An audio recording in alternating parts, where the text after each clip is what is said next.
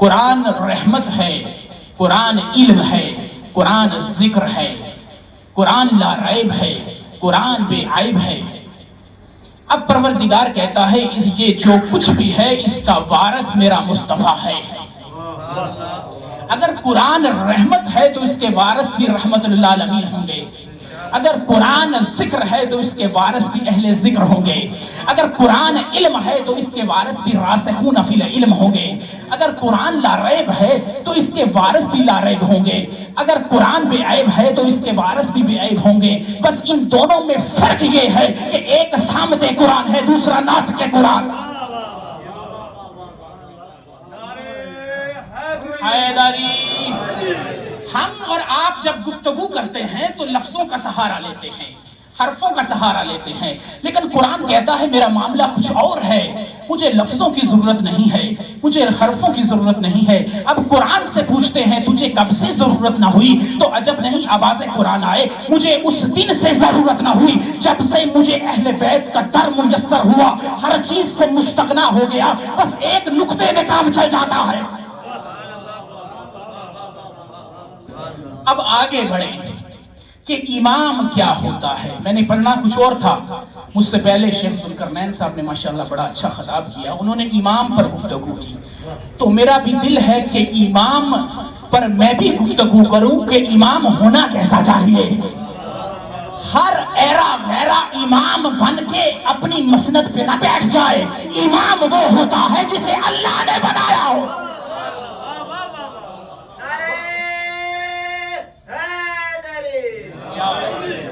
امام کیسا ہونا چاہیے؟ صلوات پڑھے محمد و اہل بیت محمد۔ امام کی صفات کیا ہیں؟ امام ہونا کیسا چاہیے؟ زہ نصیب شیعو آپ کے امام وہ امام ہیں جو فقط جنتی نہیں جنتیں بانٹنے والے ہیں، جنت بانٹنے والے ہیں، جنتوں کے مالک ہیں۔ کون ہیں؟ محمد و اہل بیت محمد ہیں، یہ امام ہے۔ اب قرآن آگے بڑھتا ہے، سورہ نحل، شہد کی مکھی والا سورہ، سب کے ذہنوں میں ہے نا شہد کی مکھی والا سورہ، قرآن کا 16واں سورہ، اس میں آیت نمبر 68 پروردگار عالم کیا ارشاد فرماتا ہے؟ وَأَوْحَى رَبُّكَ إِلَى النَّحْلِ، اللہ نے شہد کی مکھی پر وحی نازل کی کہ اپنے امام کا گھر بناؤ، اپنے امام کا گھر بناؤ۔ کہاں گھر بناؤ؟ پہاڑوں کی بلندیوں پہ گھر بناؤ، عمارتوں کی اونچائیوں پہ گھر بناؤ، درختوں کی چوٹیوں پہ گھر بناؤ۔ کہاں گھر بناؤ؟ پہاڑوں کی بلندیوں پہ گھر بناؤ، عمارتوں کی اونچائیوں پہ گھر بناؤ۔ اور کہاں پر؟ اب میں یہاں رک کر کہتا ہوں کہ جب شہد کی مکھی کے لیے یہ حکم ہے کہ شہد کی مکھی جب بھی رہتی ہے پہاڑوں کی چوٹیوں میں رہتی ہے، عمارتوں کی بلندیوں میں رہتی ہے، درختوں کی اونچائیوں میں رہتی ہے، تو ثابت یہ ہو گیا کہ امام جب بھی رہے گا بلندیوں میں رہے گا۔ امام جب بھی رہتا ہے بلندیوں میں رہتا ہے، امام پستیوں میں نہیں رہتا۔ اب یہاں میں رک کر کہتا ہوں کہ زہ نصیب شیعو آپ کے، اب جب شہد کی مکھی کے لیے یہ حکم ہے کہ جب بھی رہے گی امام کے لیے گھر بنے گا، شہد کی مکھیاں گھر بنائیں گی تو پہاڑوں کی چوٹیوں پہ بنائیں گی، عمارتوں کی اونچائیوں پہ بنائیں گی، درختوں کی بلندیوں پہ بنائیں گی، تو زہ نصیب شیعو آپ کے جو پوری کائنات کا امام ہے، ہم جب ان کو دیکھتے ہیں تو کبھی دو شیر پیغمبر میں نظر آتے ہیں، کبھی پشتے پیغمبر میں نظر آتے ہیں، کبھی آگوش پیغمبر میں نظر آتے ہیں۔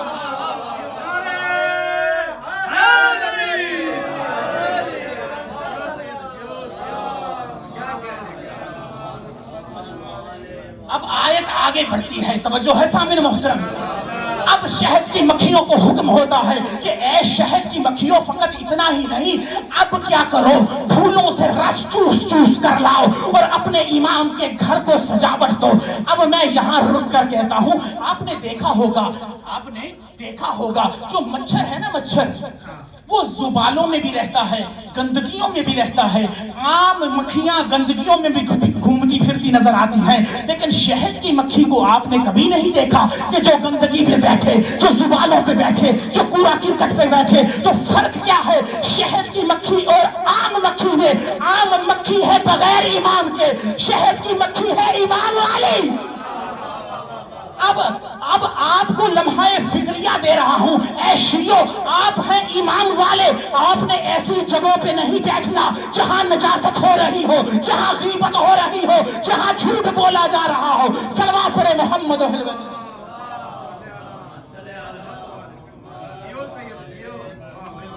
شہد کی مکھیوں کو آگے کیا ہوا؟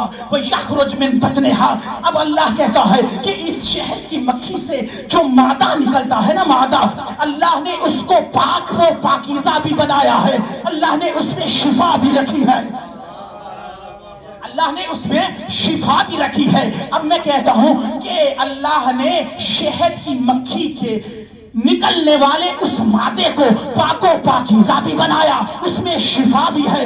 اے 14ویں صدی کا جاہل ملا، تو ابھی بھی نہ سمجھ سکا، تو کہتا ہے کہ محمد ہم جیسے ہیں، تو ایک مکھی کا مقابلہ نہیں کر سکتا، تو کیسا کہتا ہے کہ وہ امام ہم جیسا ہے، تو کیسے کہتا ہے کہ حسین اس جیسا ہے۔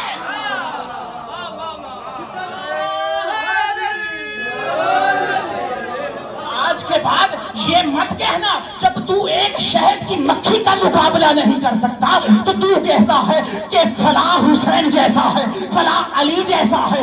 آج کا حسین دیکھنا ہے، فلاں کو دیکھ لو، آج کا علی دیکھنا ہے، اس کو دیکھ لو۔ صلوات پڑھے محمد و اہل بیت۔ توجہ ہے سامعین محترم، علی کون ہے؟ میرا ٹاپک کیا ہے؟ میرا ٹاپک ہے امام کیسا ہونا چاہیے، امام کی صفات کیا ہے، امام کی صفات کیا ہے۔ ہم فخر سے کہتے ہیں اور سینے پہ ہاتھ مار کے کہتے ہیں کہ ہمارا امام وہ ہے جو امام المتقین بھی ہے، صالح المومنین بھی ہے۔ تو یہاں میں رک کر جب کہتا ہوں تو یہی تو بات ہے کہ علی کو صالح المومنین کہا جاتا ہے۔ جب میں نے تفسیر نور الثقلین کا مطالعہ کیا تو اس میں لکھا ہوا تھا کہ قرآن کی جب یہ آیت نازل ہوئی وَقِفُوهُمْ إِنَّهُمْ مَسْئُولُونَ، ان کو روکو، ان سے سوال باقی ہے۔ جب تمام افراد جو یہ تمام عبادتیں اس دنیا میں کرتے تھے، نمازیں بھی پڑھتے تھے، روزے بھی رکھتے تھے، حج بھی کرتے تھے، زکاتیں بھی دیتے تھے، خمس بھی دیتے تھے، تولا بھی کرتے تھے، سب کچھ کرتے تھے، جب وہ بروز محشر جنت کی طرف جا رہے ہوں گے تو نور الثقلین والے نے لکھا کہ 50 مقامات پہ ان کے جب فرشتے آ کے اعمال کو دیکھیں گے تو آگے بڑھاتے جائیں گے۔ جب آخری عمل جب آئے گا وہ ہوگا علی کی ولایت، وہ ہوگا علی کی ولایت۔ اب جیسے ہی وہاں پر پہنچیں گے پروردگار کی آواز آئے گی، اے فرشتوں فَقِفُوهُمْ إِنَّهُمْ مَسْئُولُونَ، ان کو روکو، ان سے سوال باقی ہے۔ تو فرشتے کہیں گے اے پروردگارا، ان کی نمازیں بھی ٹھیک ہے، ان کی روزے بھی ٹھیک ہے، یہ زکوٰۃ بھی دیتے ہیں، انہوں نے حج بھی کیا، سب کچھ کیا۔ اب کہا اب ان کو ذرا حوض کوثر کی طرف لے جاؤ، ان کو حوض کوثر کی طرف لے جاؤ۔ اب فرشتے چلیں گے، وہ تمام افراد ساتھ چلیں گے، آئیں گے، دیکھیں گے کیا حوض کوثر ہوگا۔ ایک ہستی آستینے چڑھا کے اب افراد کو حوض کوثر پلا رہی ہوگی۔ منادی ندا دے گا کہ سنو، جو مومن ہے وہ آگے بڑھے، جو مومن ہے وہ آگے بڑھے۔ اب جیسے جیسے مومن کا لفظ آئے گا، فلاں ابن فلاں آگے آئے۔ اب جیسے ہی وہ آئیں گے حوض کوثر پئیں گے، جنت کی طرف چلیں گے۔ اب یہ جو افراد رکے ہوئے تھے یہ پروردگار سے سوال کریں گے، اے پروردگارا، ہم نے زندگی میں تمام افعال انجام دیے ہیں لیکن ہم رکے ہوئے ہیں، یہ جا رہے ہیں۔ تو پروردگار کی آواز آئے گی، تم نے سب کچھ تو کیا لیکن تم مومن نہیں ہو، تم مومن نہیں ہو۔ پروردگارا مومن کیسے بننا ہے؟ تو پروردگار کی آواز آئے گی کہ اے پروردگارا، ہم نے عبادتیں بھی کی، ہم نے ریاضتیں بھی کی، ہم نے تمام افعال انجام دیے۔ اب رسول اللہ کی آواز آئے گی، تم نے سب کچھ تو کیا لیکن تمہاری عبادتیں ویلڈ نہیں ہے۔ ویلڈ اس وقت ہوگی جب ان میں علی کی ولایت ہوگی۔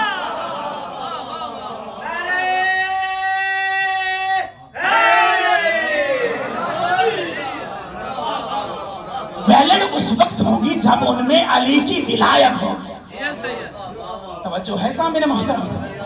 تو قرآن بھی اس وقت قبول ہوگا جب اس میں علی کی ولایت ہوگی، نمازیں بھی اس وقت قبول ہوں گی جب ان میں علی کی ولایت ہوگی۔ بڑا معروف واقعہ ہے، بس ایک دو واقعات آپ کے سامنے اور اس کے بعد ہم مصائب کی طرف بڑھیں گے۔ بڑا معروف واقعہ ہے کمبر کا. کمبر کہتے ہیں کہ ایک رات میں امیر المومنین کے ساتھ مسجد کوفہ کی طرف چلا. جیسے ہی چلا تو کوفہ کے ایک محلے کی ایک گلی سے اس قدر ایک قاری قرآن خوبصورت لہن کے ساتھ قرآن کی تلاوت کر رہا تھا. کمبر کہتے ہیں میرے قدم رک گئے. علی نے پلٹ کر کہا کمبر تو رک کیوں گیا ہے؟ کہا یا امیر المومنین یہ قاری قرآن کس قدر خوبصورت لہن کے ساتھ قرآن کی تلاوت کر رہا ہے. علی مسکرا کے فرماتے ہیں کمبر اس کا قرآن اس کو کوئی فائدہ نہیں دے گا. اس کا قرآن اس کو کوئی فائدہ نہیں دے گا. اب کمبر کہتے ہیں کیونکہ علی نے فرمایا ہے بجا فرمایا. اب میں چلا مسجد کوفہ کی طرف. نماز شب تمام ہوئی, مؤذن نے اذان دی, نماز فجر تمام ہوئی. اب میں نے دیکھا کہ علی مصافہ میں مشغول ہوئے. میں واپس اسی محلے کی اس گلی میں آیا, آ کے دکل باب کیا. اب جیسے ہی وہ بندہ باہر آیا میں نے کہا میرے 3 سوال ہیں. اس نے کہا پوچھو. پہلا سوال کیا اللہ کی توحید پہ تجھے ایمان ہے؟ اس نے کہا الحمدللہ. کیا رسول کی رسالت پہ تجھے ایمان ہے؟ اس نے کہا الحمدللہ. اب کمبر کہتے ہیں میں نے تیسرا سوال کیا کیا علی کی ولایت پہ تجھے ایمان ہے؟ اب وہ جیسے ہی سننا تھا اس نے کہا میں علی کی ولایت کو نہیں مانتا. اب جیسے ہی یہ کمبر نے سنا تبرہ کرتے ہوئے واپس مسجد کوفہ کی طرف چلے. اب علی نے کمبر کو آتے ہوئے دیکھا. کہا کمبر, مسکرا کے علی فرماتے ہیں کمبر پوچھ آئے ہو؟ کمبر پوچھ آئے ہو؟ کمبر نے دونوں ہاتھ علی ابن ابی طالب کے قدموں پہ رکھے. یا علی وہ تو آپ کی ولایت کا منکر ہے. علی فرماتے ہیں اسی لیے کہا تھا اس کا قرآن اس کو کوئی فائدہ نہیں دے گا. مولا کچھ وضاحت فرما دیں. اب علی ابن ابی طالب نے فرمایا کہ اللہ نے عالم ارواح میں جب تمام روحوں کو خلق کیا سب سے پہلے اللہ نے اپنی توحید کو رکھا. جن آوازوں نے لبیک کہا وہ آوازیں مجھ علی کے کانوں میں محفوظ ہیں. پھر رسول کی رسالت کو رکھا. جن آوازوں نے لبیک کہا وہ آوازیں مجھ علی کے کانوں میں محفوظ ہیں. پھر میری ولایت کو رکھا. کچھ آوازوں نے لبیک کہا وہ آوازیں مجھ علی کے کانوں میں محفوظ ہیں. جب میں نے اس قاری قرآن کی آواز کو سنا تو میں یہی سمجھا کہ یہ میرا اپنا نہیں کوئی غیر ہے. اسی لیے کسی شاعر نے کیا خوب کہا ہے کہ نمازیں مار کر منہ پر کہا فرشتوں نے, نمازیں مار کر منہ پر کہا فرشتوں نے, دل میں ہے بغض علی اور آ گیا مصلی پر.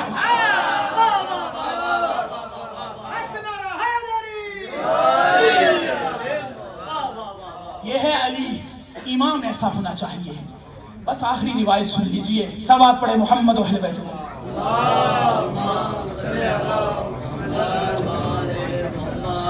یہ ہے علی ابن ابی طالب علیہ السلام.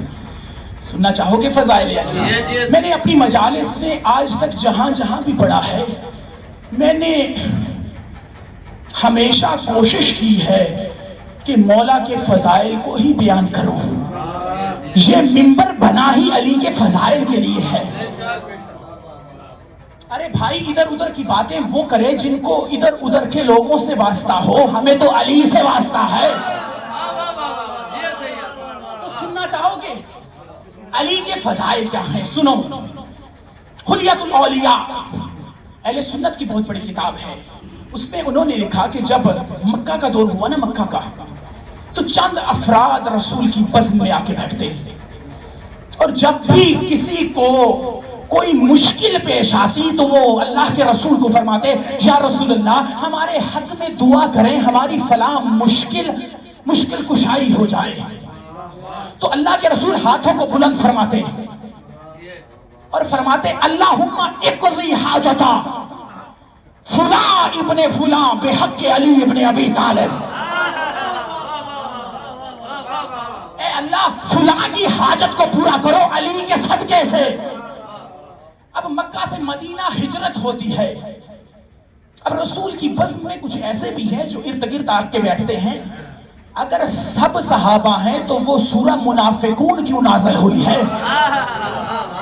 تو کچھ منافق بھی ہیں. انہوں نے کہا کہ کبھی ایسا دن بھی آئے کہ علی اپنی مشکل لے کر آئے, اس دن اللہ کے رسول تیرا اور میرا نام لے کے دعا کریں گے. کتاب لکھنے والا اہل سنت ہے. کہتا ہے کہ مدینہ مسجد نبوی منبر رسول کے ارد گرد چوک در چوک لوگ مسلمان ہوتے رہے اور ہر کسی کی چاہت بڑھتی رہی، ہر کسی کی خواہش بڑھتی رہی کہ اے کاش ہمیں بھی کوئی ٹائٹل ملے، ہم بھی کسی نام سے جانے جائیں۔ تو ایک دن انہوں نے سوال یہ کیا کہ اے اللہ کے رسول ہمیں بھی کوئی ٹائٹل دیجئے کہ جس نام سے لوگ ہمیں پہچانیں کہ یہ کون ہیں۔ تو پروردگار کی آواز آئی کہ اے میرے رسول سنیے۔ اب جیسے ہی یہ سننا تھا، پروردگار عالم نے ایک ستارہ جو آسمان سے بھیجا اور دہلیز زہرا پہ پست ہو کے دنیا کو بتایا کہ اب صحابی وہی صحابی ہوگا جو اس دروازے پہ پست ہوگا۔ اب چوک در چوک لوگ آنے لگے، کہنے لگے کہ اے پروردگارہ، اے اللہ کے رسول ہمارے حق میں دعا کریں۔ اللہ کے رسول وہی دعا کرتے، اللہم اقضی حاجت فلاں ابن فلاں بحق علی ابن ابی طالب۔ اب کچھ منافق ایسے ہیں کہ انہوں نے کہا کہ ہمارا اور تیرا نام لے کے اللہ کے رسول دعا کریں گے۔ آخر وہ دن آ گیا، آخر وہ دن آ گیا، رسول خدا مسجد کے منبر پہ ہیں، علی ابن ابی طالب علیہ السلام مسجد نبوی میں داخل ہوتے ہیں۔ اب علی ابن ابی طالب علیہ السلام فرماتے ہیں یا رسول اللہ میرے حق میں دعا کیجئے۔ اب ایک نے دوسرے کو، دوسرے نے تیسرے کو کوہنی مار کے کہا آج وہ دن آ گیا، آج وہ دن آ گیا، آج اللہ کے رسول تیرا اور میرا نام لے کے دعا کریں گے۔ اللہ کے حبیب نے آسمان پہ ہاتھوں کو بلند کیا، اللہ کے رسول فرماتے ہیں اللہم اقضی حاجت علی ابن ابی طالب بحق علی ابن ابی طالب، اے اللہ علی کی حاجت کو پورا کرو علی کے صدقے سے۔ اب منافق بولے یا رسول اللہ جب ہم آئے تب بھی علی کا صدقہ، جب علی خود آئے تب بھی علی کا صدقہ۔ رسول مسکرا کے کہتے ہیں اے میرے صحابہ گھبراؤ نہیں، جب میں خود رسول بھی جب کسی مشکل میں آتا ہوں تو علی کے صدقے سے باہر نکلتا ہوں۔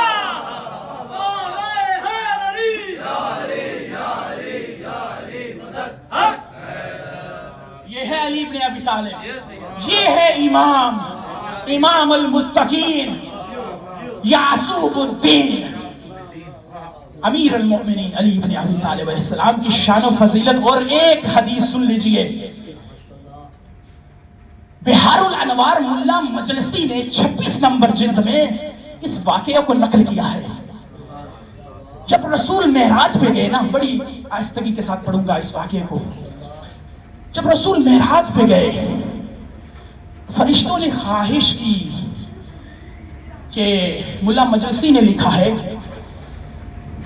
کہ فرشتوں نے یہ خواہش کی اے پروردگارہ ہم بھی اپنے حبیب کا جمال، آپ کے حبیب سردار الانبیاء کے جمال کو قریب سے مشاہدہ کرنا چاہتے ہیں، ایک دفعہ معراج پہ بلا لیجئے۔ اب معراج ہوئی، چوتھے آسمان پہ جب اللہ کے رسول پہنچے ہیں نا تو ملا مجلسی نے لکھا ہے کہ تمام انبیاء صف در صف کھڑے ہیں، اور آگے ملا مجلسی لکھتے ہیں کہ چوتھے آسمان پر جناب عیسیٰ روح اللہ نے آذان و اقامت پڑھی اور شہادتین کے بعد علی ابن ابی طالب کی ولایت کا اعلان کیا۔ اب جیسے ہی نماز مکمل ہوتی ہے، اب تمام فرشتوں کی صفیں لگی ہوئی ہے، تو اب رسول صلی اللہ علیہ وآلہ وسلم صفوں میں چل رہے ہیں، سلامن سلامن، ہر طرف سے سلام سلام تحیت الاکرام کی صدائیں آ رہی ہیں کہ رسول ہمارا آپ پر سلام ہو، ہمارا آپ پر سلام ہو۔ ایک مرتبہ رسول خدا جہاں سے گزرے ہیں، ایک فرشتہ آگے بڑھ کے کہتا ہے کہ یا رسول اللہ میرا بھی آپ پر سلام ہو۔ یہ فرشتہ کوئی عام فرشتہ نہیں ہے، یہ وہ فرشتہ ہے کہ جہاں جس گھر میں آ جائے کئی دن تک سوگ رہتا ہے، یہ ہے اسرائیل۔ آگے بڑھ کے کہتا ہے السلام علیکہ یا رسول اللہ، پلٹ کر رسول خدا نے سلام کا جواب دیا۔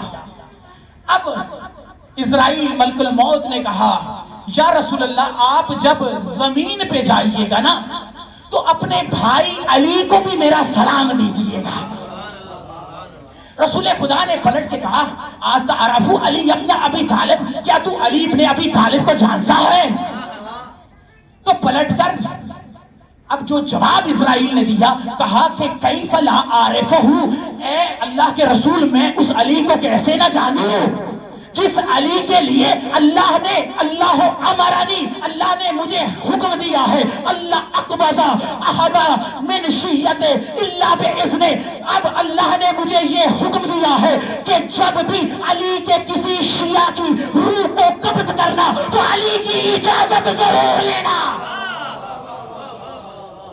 علی کی اجازت ضرور لینا۔ توجہ فرمائیے گا، اب جیسے ہی یہ سننا تھا، اب رسول مسکرائے، اب آگے بڑھنے لگے، کہا یا رسول اللہ ایک مرتبہ رک جائیے، سنیے میں آگے کیا کہنا چاہتا ہوں کہ جب قیامت کا دن ہوگا ہر ذی روح کی روح کو میں خود قبض کروں گا، اب آخر میں بچ جاؤں گا تو میری روح کو کون قبض کرے گا؟ تو رسول فرماتے ہیں کہ اے اسرائیل بتا تو صحیح تیری روح کو کون قبض کرے گا؟ تو پلٹ کر اسرائیل نے کہا کہ آپ کا بھائی علی ابن ابی طالب۔ اے اللہ کے رسول جب زمین پہ جائیے تو علی کو کہیے کہ جب میری روح کو قبض کرے تھوڑی نرمی سے بیچ آئیے گا۔ یہ ہے علی ابن ابی طالب۔ سوال پڑھے محمد، یہ ہے علی کی فضیلت، یہ ہے علی کے کمالات۔ اسی علی کی ولایت کے لیے عزادارو، علی کے بیٹے ایک کا تیروں پہ جنازہ ہے، دوسرے کے جنازے پہ تیر ہے۔ ایک روایت کے مطابق آج 7 صفر کی رات شب شہادت امام حسن مجتبیٰ ہے۔ آج جناب زہرا کو پرسا دیجئے، کون ہے حسن؟ حسن مظلوم ہے۔ کون ہے حسن؟ میرا کروڑوں سلام ہو امام حسن مجتبیٰ پر۔ مولا حسن کون ہے؟ حسن کی فضیلت اگر سننی ہے تو مولا حسین سے سنیے۔ جو حسین کا بھی امام ہو اسے حسن کہتے ہیں، جو تمام کمرے بنی ہاشم کے نوجوانوں کا استاد ہو اسے عباس کہتے ہیں، اور عباس کا جو استاد ہو اسے حسن مجتبیٰ کہتے ہیں۔ آج ہے حسن کی شہادت، بس چند جملے جناب حسن مجتبیٰ کی مظلومیت کے سنیے۔ ہمیں چاہیے، ہم شیعان علی ہیں، ہمیں چاہیے یہاں پر بھی پاکستان میں بھی امام حسن کی مظلومیت کو بیان کرے، ممبروں سے مولا حسن کی مظلومیت کو بیان کرنا چاہیے۔ اگر آج صحیح معنوں میں حسن مجتبیٰ کی مظلومیت کو بیان کیا جاتا تو آج جس طرح یزید گالی بن گیا ہے، اگر ممبروں سے حسن کی مظلومیت بیان ہوتی تو اس کا باپ بھی گالی بن جاتا۔ تو مظلومیت امام حسن کو بیان کریں۔ الحمدللہ مولا نے یہ مجھے سعادت عطا کی کہ اس سال سے ہم یہاں نجف الاشرف میں 5 دن 24 سے لے کے 28 تک خمسہ حسنیہ کا انعقاد کر رہے ہیں، اور اسی طرح پاکستان کے اندر بھی 5 دن خمسہ امام حسن مجتبیٰ پر۔ تو امام حسن مظلوم ہے۔ عزادارو سنو گے، حسن مجتبیٰ کو جو زہر دیا گیا ہے نا، سنو، وہ حلاحل روم سے منگوایا ہوا زہر تھا جو دمشق آیا۔ تاریخ میں لکھا ہے دمشق سے یہ مدینہ آیا۔ جودہ بنت اشس ملونہ کے پاس جب یہ زہر آیا ہے نا عزادارو، اب جیسے ہی جودہ نے مشکیزے میں اس زہر کے ایک قطرے کو ڈالا، یہ وہ زہر ہے کہ اگر تالاب میں ڈال دیا جاتا تو تالاب کے تمام آبی مخلوق تڑپ تڑپ کے مر جاتی۔ عزادارو سنو گے حسن کی مظلومیت۔ جیسے ہی امام حسن مجتبیٰ مسجد سے گھر آئے، یہ ملونہ آگے بڑھی، آگے پانی کا کشکول آگے کیا، کہا حسن مجتبیٰ اس کو پی لیجئے۔ دیجئے۔ اب جیسے ہی امام نے ہاتھوں پہ لیا، کہا جودا یہ تو بتا کیا میں تیرا شریف امام نہیں ہوں؟ پلٹ کر کہا مولا ایسے ہی ہے، یہ پیئے۔ اب جیسے ہی اللہ کی رضا کو سمجھتے ہوئے، اللہ کی رضا کے لیے، اللہ کی مشیت کے لیے حسن مجتبی نے کشکول کو پیا۔ اب جیسے ہی پینا تھا، عزادارو حسن کی کیفیت، حسن تڑپ رہے ہیں، امامہ گلے میں ہے، اب چھوٹ گئی ہے۔ اب حسن مدینہ کی گلیوں میں ہے، کبھی دائیں کروات کبھی بائیں کروات، آئے ہیں نانا کی قبر پہ، کہا نانا مجھے زہر دے دیا گیا ہے۔ تو سزادارو نانا سے ودا کیا، ماں کی قبر پہ آئے، اماں مجھے زہر دیا۔ زہرا کی قبر میں زلزلہ آیا، کہا اے بیٹا حسن نانا کے پاس نہ جانا، سیدھا ابا کے پاس آ جانا۔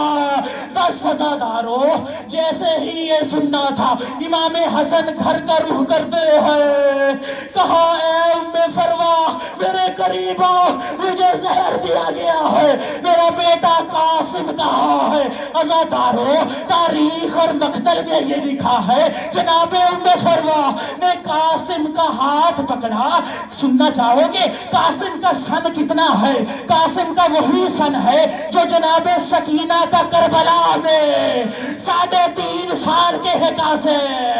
قاسم کو بابا کے سینے پہ لٹایا، کہا بابا آپ کا سینہ اتنا گرم کیوں ہے؟ تڑپ کے قاسم زمین پہ آئے۔ عزادارو کہا قاسم جاؤ اپنی پھوپھی کو بلا کے لاؤ۔ اب یہ سننا تھا، قاسم چلے ہیں۔ اب ام فرما نے آگے بڑھ کے کہا قاسم ذرا رک جاؤ۔ عزادارو زمین سے مٹی کو اٹھایا، قاسم کے سر پہ ڈالا، آستینوں کو الٹا کیا، قاسم جاؤ۔